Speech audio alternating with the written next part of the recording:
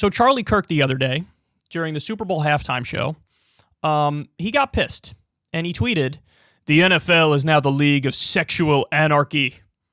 This halftime show should not be allowed on television." It was a very perplexing tweet for the simple reason that it was a relatively tame halftime show. This year's halftime show compared to previous years, this was the least sexy. In fact, nobody knew what he was talking about for a while. I saw speculation, maybe he just wrote down this tweet, saved it, and scheduled it to be released, and he didn't actually watch the halftime show, and he didn't actually, he should have went in there and deleted the tweet which was scheduled because it just wasn't that. Well, no, he did a long segment on it. He indeed did watch the halftime show, and he really thought it was sexual anarchy, which is crazy. I mean, Snoop Dogg was up there dancing, Dr. Dre, who else was in it? Mary J. Blige, 50 Cent. 50 Cent, the time he tweeted that was when 50 Cent was hanging from the ceiling. By the way, 50 Cent gained a lot of weight. He now looks like he's 75 Cent. He was hanging from the ceiling and rapping in the club. And so when Charlie said this, I quote tweeted him and said, "Is bloated 50 making your pee-pee hard?" Because I didn't know what he was talking about. Well, apparently he's referring, I guess, to the lyrics of In the Club, but also the some dancing women. I didn't even see many scantily clad women. I'm sure there were women dancing, but nothing struck me as particularly sexual. It was just more tame compared to previous years, but even the previous year's ones, I don't care. I don't think it's a big deal. Well, anyway, Charlie is not taking the criticism well. He came out and did a long segment responding to the criticism and doubling down. Let's watch a piece of that now. And look, in all fairness, the Super Bowl halftime show is almost always kind of a, let's just say, celebration of degeneracy. And some people say, "Oh, Charlie, this wasn't as bad as it was in prior years." I never made that comparison. I was simply judging and talking about 50 Cent coming in. And I'm not going to read the lyrics on air. I mean, but come on. If you read In the Club by 50 Cent, I think that all of a sudden you'll be like, "Oh, well, yeah, that's not meant for network TV." And look, our culture has fallen so far that we are making excuses for women literally bent over twerking. He goes on to say, so many people watch this and so many kids watch this, so what we should have is a situation where the values and virtues of the country are on display for everybody to see. And I find that such a hilarious thing to say because football is the brain damage sport. So he's got no problem with the wanton violence and the numerous concussions and the numerous torn ACLs and injuries.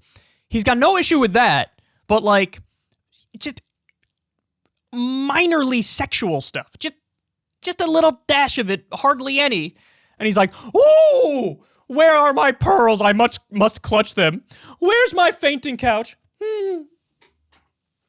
Again, brain damage sport. Now, I'm a red-blooded American. I support football. If people are freely choosing, they know, what the downsides are, and they're freely choosing, God bless, by all means. But and this is something that's been consistent in U.S. culture. Brazen violence is totally allowed and totally acceptable.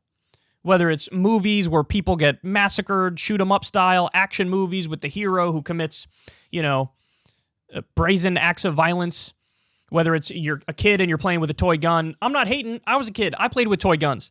But that stuff is glorified and he likes it. But the sex stuff is icky and no. When obviously, literal violence is a much bigger problem and moral issue than vaguely sexual stuff, mildly sexual stuff. So it's just hilarious he says that. But here's another point, which I guess this escaped Charlie Kirk. What about the cheerleaders? What about there are cheerleaders at every football game, and they are dressed more scantily clad than any of the dancers were in that halftime show. Are you against the cheerleaders? Do you not have a problem with the cheerleaders? And look, you can't help but say it. Maybe it's unfair, maybe it's not. You guys can be the judge of it, but the majority of the cheerleaders are usually white, and a lot of the people dancing were not. And of course, it was hip hop, hip hop and R&B, and Eminem was there too, but he was one of however many performers, and so people were offended by that. I saw them responding to Candace Owens. Candace Owens said she liked the halftime show, and then a lot of her people were like, basically saying, like, not enough white people. The other point is, he says, like, what about the lyrics? Look, I'm sure you guys have been around kids.